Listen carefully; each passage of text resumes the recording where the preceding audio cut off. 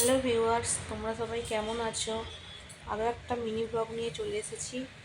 কোনো অনুষ্ঠানে বাঙালি ঘুগনি করবে না, এটা তো হতেই পারে না। আমিও যেহেতু বাঙালি, আমিও তো ঘুগনি করবই।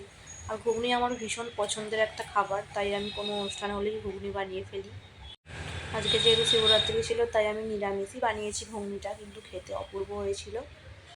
প্রথমে আলু আর কড়াই কুকারে দিয়ে সিটি দিয়ে নিয়েছি।